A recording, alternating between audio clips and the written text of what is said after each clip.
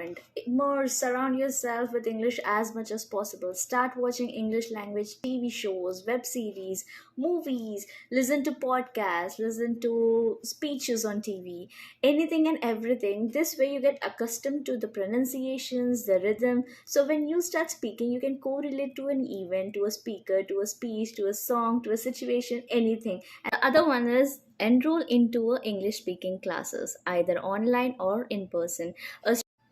So the third one is practice speaking. Speaking is the key to fluency.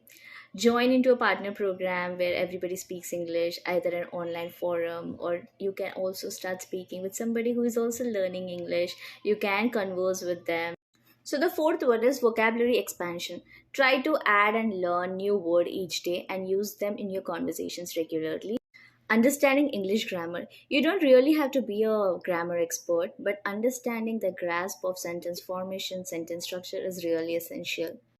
Set realistic goals. Break them down into smaller milestones, and this will help you to track your progress and stay motivated. Language learning apps and online resources. There are apps and websites which are available for free, such as Babbel, Duolingo. They have interactive and great practice sessions. Listen actively. When listening to native English speakers, focus on the pronunciation, their intonation, and how they construct the sentences. Maintain journal. So keep a journal in English. Daily write your experience, your thoughts, anything that strikes your mind. This way it will help you into improving your writing skills and reinforce new vocabulary that you have learned.